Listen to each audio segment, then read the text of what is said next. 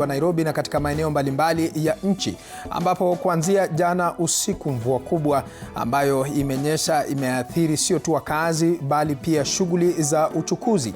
Maelfu ya watu jana usiku walikwama katika mji mkuu wa Nairobi kutokana na msongamano mkubwa wa magari na ukosefu wa magari, hali ambayo inaendelea kuathiri hadi mpaka sasa. Katika mji wa Nairobi kuna maeneo ambayo yameathirika zaidi kutokana na mvua kubwa ambayo inaendelea kunyesha. Mie ni mtangazaji wako Paul Kirobi. Bila shaka kwa sasa, mtazamaji, tutakuwa tunaangazia jinsi hali ilivyo katika maeneo mbalimbali ya nchi, lakini kwa sasa hebu tuangazie jinsi hali ilivyo, tuangazie madhara ya mafuriko.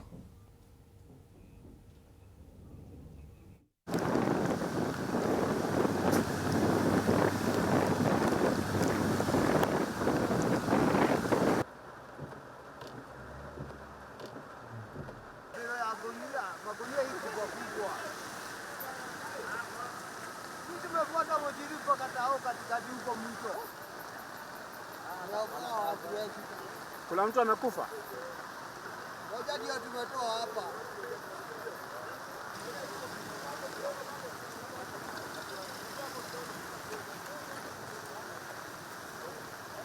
Kila iko sawa. Hapa sasa tumepatana na wanajeshi hapa wanafanya rescue, imebidi tusimame man.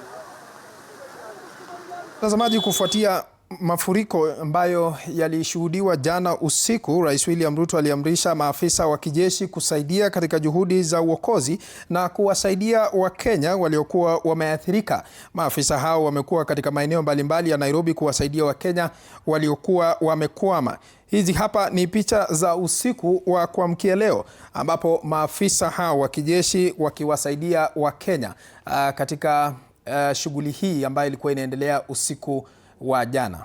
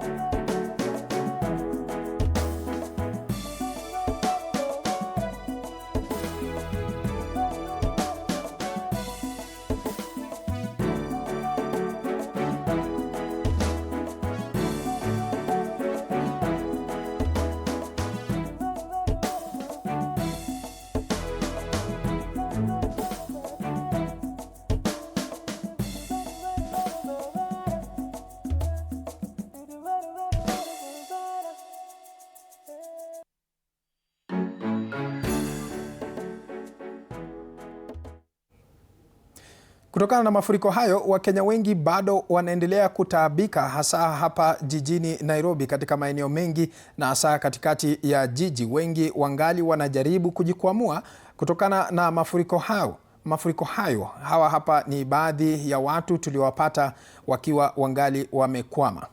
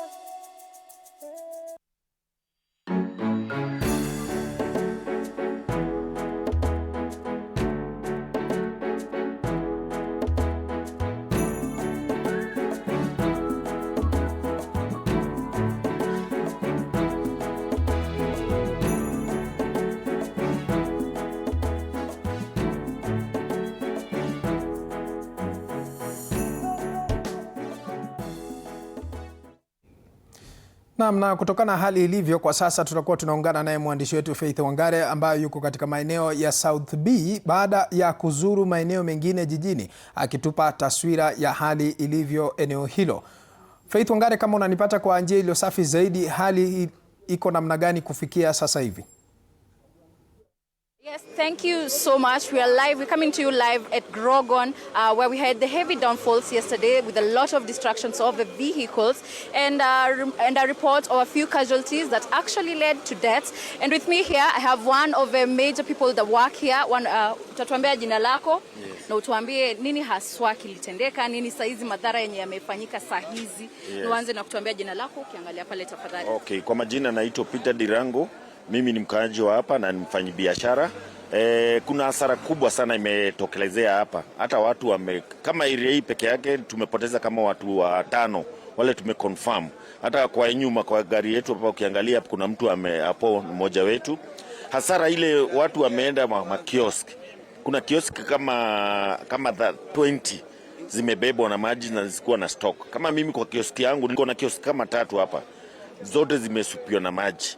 Moja tunaweka delivery zile vitu mtu ana deliver kutoka mbali. Ilikuwa na almost property kama ya vitu kama 50k. So ni hasara kubwa sana. Hata mnaona magari zingine zilikuwa za makanika, wale wanatengeneza, wale wenye maduka walikuwa na magari zao kwa sababu hiyo mvua ilivumanisha tu watu mara moja tu. So kuna hasara kubwa sana, tumeenda hasara kubwa kabisa. Tunahitaji usaidizi. Tunauliza hata hawa viongozi wa Nairobi, tafadhali wakuje huku chini waangalie, kwa sababu kama watu wengine kama sisi tuko na familia, mtu anakomboa nyumba analipa na ako na familia na hakuna hata kitu hata moja. Tunaomba tu kama hao leaders wa Nairobi, kama MP ama MCA, tafadhali wakuje Grogon, especially hapa hivi kwa junction ya kutoka Ngara hapa kwa Mchina, waone ile hasara tumeenda hapo. Sasa hivi kufikia saa hizi ni watu wangapi ambao wamepatikana walibebwa ama waliathirika na ile wamekufa? So far wale wako hapa ni 5, lakini tumepata report kuna street boy wengine walikuwa wamepanda miti hapa chini wakapotelea kwa miti. Hiyo miti ilikuja ikasweep na wao. Walikuwa kama watu 6 hivi. Wote wakaenda na maji. Hao watu hawajaonekana. Kuna wengine walikuwa tu pale juu tsunami. Hao street boy. Sasa mvua ilipokuwa kubwa walikuwa wanataka kuvuka barabara waende town huko mahali wanaweza wote walisupiwa. So tuna case almost kama watu kama 20, 25, 30 wale tunajua hivi. Okay. Sasa hili ni tukio limefanyika tena ama saa hizi tu ndio imefanyika sasa kwa sasa? Hii hatujawahi, na ile mvua ilinyesha ika-affect watu na haiku affect hivi, ilikuwa tsunami. Lakini hii imekuwa too much kwa sababu ilitokelezea tu maji kwa wingi, watu walikuwa hajafunga kazi. Unajua ilitokea saa moja hapo. Watu wengine walikuwa wanafikiria ni mvua inaisha watu watoke. So ilipozidi watu wengine hata ndio unaona walikuwa kwa magari wanaona ati magari mvua itaisha, walikuwa kuwa rescued. Ukiangalia hapa umeona vile magari hata mabasi za Dodora zimeanguka. Ni hasara kubwa sana ambapo imepatikana. Poleni sana. Sana labda tuongee na mwingine mmoja. Nani anataka kuongea? Asante sana. Kama unavyosikia Kirobi, tunatakia kila laheri nyote. So there have been a lot of cases of damage and casualties as well as not to be confirmed, but reported deaths in the area of Grogon. We pray that things get better. Back to you to the studio. My name is Faith Wangare.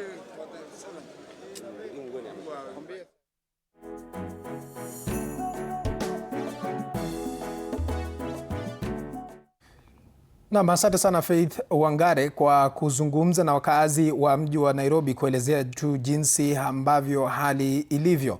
Tukitoka maeneo ya Nairobi kwa sasa, wacha tufululize hadi huko katika maeneo ya Naivasha katika kaunti ya Nakuru. Willy Dennis Njiru, idara ya utabiri wa hali ya hewa ilikuwa imesema kwamba kutashuhudiwa mvua kubwa katika maeneo mbalimbali ya nchi. Sijui hali iko vipi katika maeneo ya Naivasha kufikia sasa? Naam, asubuhi njema mwenzangu Paul Kirobi, na asanti sana kwa kunipokeza usukani aghalabu kwa dakika chache tuweze kuangalia ni vipi hali ilivyo hapa katika eneo hili. Bila shaka ni mambo ya kushangaza kwenye mitandao na katika vyombo vya habari, ambapo tumeshuhudia hali ilivyo jijini Nairobi, na kwa kweli hali si hali kutokana na zile picha ambazo zimekuwa zikitembea katika mitandao. Hapa ni katika eneo la Kihoto, na eneo hili limefahamika pakubwa katika taifa lote la Kenya na nje ya mipaka ya taifa hili kutokana na mafuriko ya ongezeko la maji ya ziwa Naivasha, ambalo kwa kiwango fulani kiliweza kuhamisha wakazi wengi tu wa hapa. Zaidi ya robo tatu za wakazi wa hapa wakiweza kuhamishiwa katika maeneo mengine. Hali ya kiangazi iliyoshuhudiwa katika mwezi wa Januari na Februari vile vile iliweza kuyarejesha maji haya kwa kiwango kikubwa.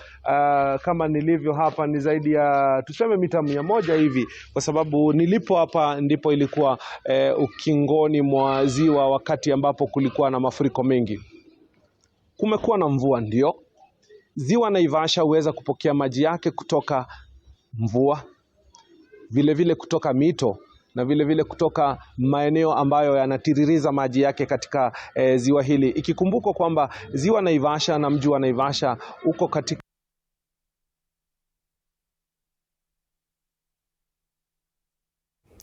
Naam, bila shaka kunradhi mtazamaji kwa kumpoteza huyo mwandishi wetu wa habari ambaye amekuwa akitupa taarifa ya moja kwa moja akiwa katika maeneo ya Naivasha katika kaunti ya Nakuru. Hebu tufululize hadi huko maeneo ya Makueni, ambapo zaidi ya watu 5 wamesombwa na maji katika mto wa Kwamuswi, eneo la Sultan Hamud katika kaunti ya Makueni. Maafa hayo yametokea baada ya mto huo kufurika kutokana na mvua ya gharika inayozidi kushuhudiwa katika sehemu mbalimbali nchini. Mvua hiyo imekuwa ikinyesha kwa takriban wiki 2 sasa.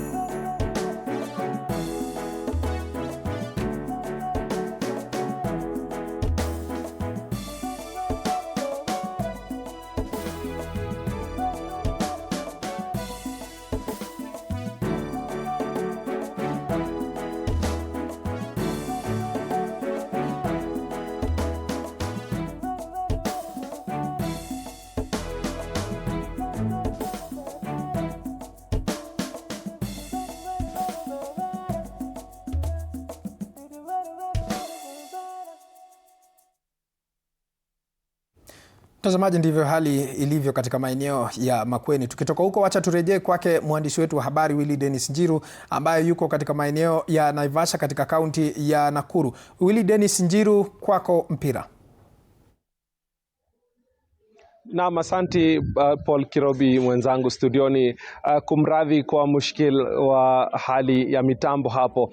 Tulikuwa tukiwafahamisha watazamaji wetu kwamba hali ya ziwa Naivasha ni hali si hali, kwa sababu maji ya hapa mengi yanatoka kutoka mto Malewa ambayo mto ambao utiririza maji yake katika ziwa Naivasha, na vile vile mto Karati, na maji ya mafuriko hapa vile vile huweza kufika katika ziwa hili, na maji ya bahari yakiweza kufurika kwa wingi kutoka chemichemi ardhini na sawasawa na mvua.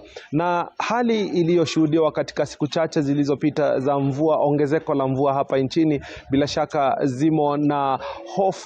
zimetilia hofu kwa wakazi wa hapa. Na mzee huyu anayetembea katika tukaweze kuzungumza naye hapa, ni mmoja wa wakazi wa hapa tangia kuzaliwa, na tutakuwa tukizungumza naye ili akaweze kutueleza ni vipi mnaishi kwa hofu, hali iko vipi. Kwanza jitambulishe kwa jina, songa karibu. Jitambulishe kwa jina na utueleze mvua imekuwa ikinyesha nchini, tumeshuhudia yale ambayo yamekuwa jijini Nairobi, na ni lipi ambalo uko nalo la kusema? Nakushikia. Na salamia asubuhi. Naongea na TV 47. Naam, jina lako? Jina langu naitwa Zakayo Kinyanjui Saraja. Nami ni mkaaji hapa Kihoto ambaye ni mzaliwa, ambaye shamba letu ni namba 30 kwa sababu hii Kihoto ni watu 30. Yeah.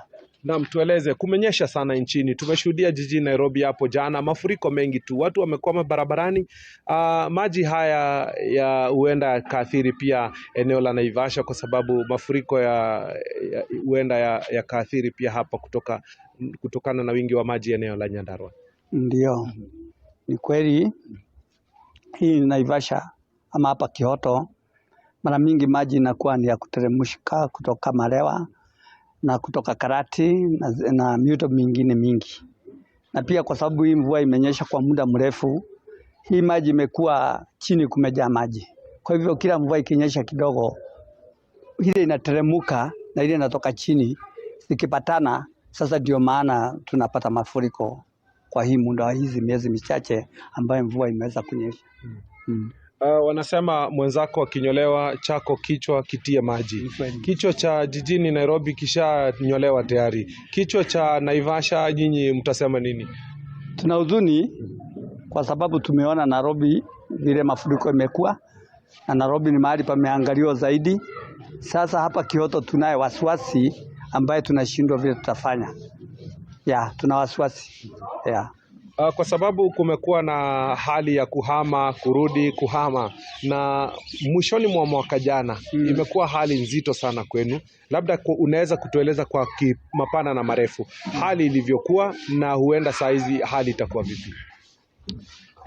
Ni kweli katika mwaka jana mvua imenyesha kubwa zaidi, na mpaka watu wakaanza kuhama, hata kuhamishwa na county, na watu wote wakawa wameondoka. Lakini kuanzia hii Disemba watu walikuwa wameanza kurudi, Januari pia walirudi, hata mwezi wa pili. Sasa hivi vile kuko watu wamekuwa wamehofu zaidi, wameshangaa kwa sababu hata kule walikuwa wamewaacha hawawezi rudi. Sasa wanashangaa na kuhofu zaidi. Tueleze tu kwa mapana na marefu, what was your experience like wakati huo, na probably what will be your experience this time around? Mimi pangu binafsi, mimi nashangaa na hofu, na hata sijui mwisho wa hii mvua itanyesha kwa muda upi. Na kwa sababu vile naona ma TV mahali pengine vile inatuletea news zao, na vile tunaona mvua kama juzi mvua ilinyesha na jana ilinyesha kubwa, tulihofu zaidi. Vile hatuwezi ongea kwa sababu kila mtu anaangaliana, kwa sababu kila mtu anaenda kwa mwingine anamuuliza unaonaje. Unashindwa vile utamueleza unaonaje, kwa sababu hata yeye anaona. Kama kuna mvua moja ilinyesha usiku, ilianzia saa 12 ikamalizika usiku, na hiyo mvua ilikuwa kubwa zaidi, na kila mtu kila mahali Naivasha mzima walikuwa nasema vile mvua ilikuwa kubwa. Wao ukifikiria ni Naivasha town peke yake, unakuta ni Naivasha mzima. Kwa hivyo kuhofu, tuna hofu. Na mimi sijai kuona mvua kama hii. Hata El Nino ile ambayo iliambiwa ilikuwa kuna El Nino haikuwa hivi. Ile ambayo ilinyesha mwaka ingine haikuwa namna hii. Hii imekuwa imetushangaza. Ninaelezwa muda wangu umekuwa mdogo. Nikimalizia swali labda la mwisho. Ikiwa mvua itaendelea kunyesha zaidi, siku za baadaye zenu zitakuwa vipi? Na labda kama ni kupewa nafasi, ungeweza labda kutoa mwito wako upi kwa serikali ya county na ile ya taifa? Mimi ningeomba serikali pengine itutafutie mahali pengine pa kuhamia, na hata kama tuna hofu kwa serikali, kwa sababu hii serikali yetu kusema ukweli haiongeangi ukweli, na kwa hivyo tunashindwa tutawalilia na kwa njia ipi, na kwa kuwa wanaona hii shida iko, kwa sababu tuko na governor, tuko na MP, tuko na wakubwa wa kiserikali ambao wanaona hii janga, na hao ndio wenyewe tunategemea, na hawajawahi kutuita mkutano ili watuambie vile sisi wenyewe tunataka watufanyie ili tuwaelezee. Kwa sababu maoni kama hii ambayo unaniuliza inastahili sisi tuwe pamoja, tuite mkutano ili tuweze kuongea na tujadiliane, serikali ituambie vile nataka kutufanyia. Asante. Nashukuru sana kwa muda wako. Paul Kirobi, maswala ni kama hayo. Huenda kwa sasa maji sio mengi hapa, lakini jinsi ambavyo mto Malewa unavyoendelea kutiririka maji yake katika ziwa Naivasha, huenda baadaye hali tunayoshuhudia kwa sasa haitakuwa hali ndivyo hivyo. Yote tisa tunabaki kuangalia ni vipi ambavyo athari za maji na mvua inaendelea kwa sasa itakavyozidi kuathiri wakazi wa eneo hili la Naivasha, ikizingatiwa ndio ambalo hupokea ule uzito wakati wote kunakuwa na wingi ama ongezeko la maji. Kutoka upande huu wa Naivasha ni kila laheri kwenyu nyinyi wakazi wa Nairobi, mwenzangu Kirobi na mkuu wetu hapo Bwana Gashuru Macharia, kwa hali ambayo umepitia pale jijini Nairobi, tukitumai kwamba hali itakuwa njema katika siku za baadaye. Kwako mwenzangu usukani na kupisha. Naam, asante sana Willy Dennis Njiri ukiwa maeneo ya Naivasha kwa kutujuza jinsi hali ilivyo katika maeneo hayo. Mtazamaji, kwa sasa kutokana na hali ambayo inaendelea kushuhudiwa katika maeneo mbalimbali ya nchi, kwa sasa tutakuwa tunaungana naye afisa kutoka idara ya utabiri wa hali ya anga David Koros, ambaye atakuwa anajiunga nasi kwa njia ya simu. David Koros, ni matumaini yangu unanipata kwa njia iliyo safi zaidi asubuhi ya leo. Ni matumaini yangu pia uko mzima buheri wa afya.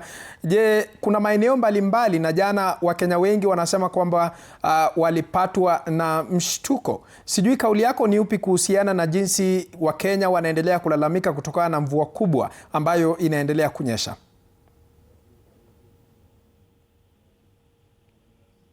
David Koros?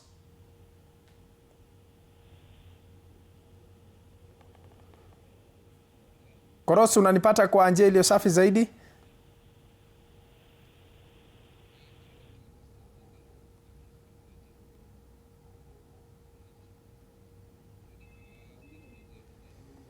Naam, mtazamaji, tutakuwa tunaungana naye afisa huyo hapo mwendo wa baadaye, lakini kwa sasa wacha tuangazie taarifa nyingine ambapo serikali kupitia Wizara ya Utumishi kwa Umma imetangaza kuwa itatoa msaada kwa Wakenya wanaoathirika na mafuriko baada ya idara ya kutabiri hali ya anga nchini kutoa tahadhari ya mvua kubwa inayozidi kunyesha katika sehemu mbalimbali nchini.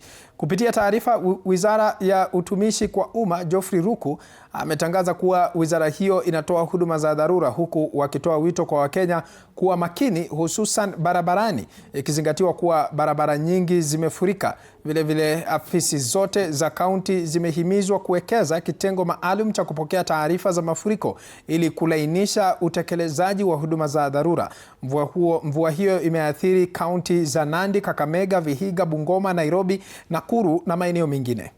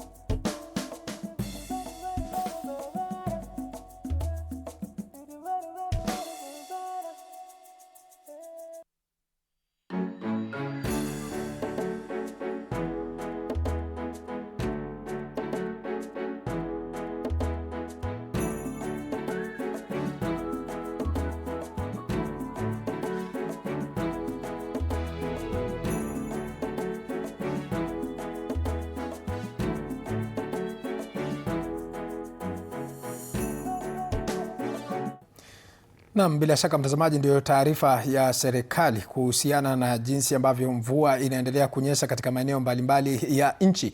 Kwa sasa mtazamaji, tutaungana naye afisa katika idara ya utabiri wa hali ya anga David Koros, ambaye atakuwa anatupa kauli yake kuhusiana na mvua hii kubwa ambayo inaendelea kunyesha. Koros, kama unanipata kwa njia iliyo safi zaidi, Wakenya wengi wanasema kwamba walipatwa na mshtuko na ndio maana huenda labda walikosa namna ya kufanya jana usiku, manake maelfu ya watu walikuama katika jiji kuu la Nairobi. Sijui kauli yako ni ipi David Koros? Asante sana. Kuhusu utabiri wetu wa hali ya hewa, tulikuwa tumepeana wakati ule mwingine advisory, na mpaka saa hii ni bado inakaa tu vile ile.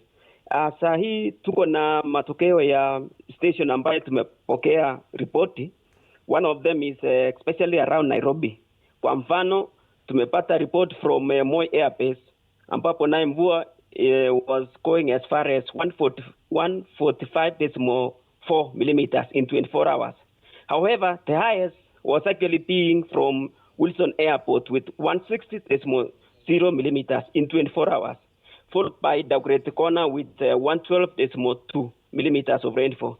The other one is Thika Met Station, which reported 59.6. And you can see all those stations are just within Nairobi. And the previous day, we had a lot of rainfall, which was actually being observed in Nairobi area and its environment. One of them was just from Wilson, which was actually reporting 81.8. Previous day, Dagoretti reported also the highest amount, that was 51.3. Moi Air Base 67.3. And when you accumulate for the last 2 days, you can see a station like Wilson was going as far as 248.1 millimeters of rainfall. And quite a number of areas in Nairobi just observed this heavy rainfall.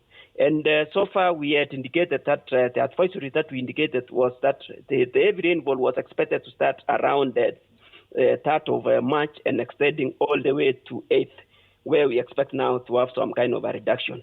Other places like Nyahururu also reported the highest being 103.7 millimeters of rainfall in 24 hours. And this is the data that we received as at 06 GMT, which is 9. Other places, for instance, like Nakuru reported at 9.9 millimeters of rainfall. Marsabit also reported 40.2 millimeters. Kericho reported 49.1. And all these things, you can see that the rainfall was observed all over the country. And so far, we had anticipated this rainfall to go as far as even up to today. And just like what I've said, accumulation or when you accumulate for the last 2 days, areas in Nairobi going, or a station like Nairobi going as far as getting 248 is actually high. And another station like Dagoretti Corner, Eastleigh, we also had a lot of rainfall. So this one has actually caused a lot of impact in terms of the impact associated with heavy rainfall. And this one we had anticipated. And in our advisory, we had said flood, and poor visibility. And I believe most of the people just observed this kind of advisory. Thank you.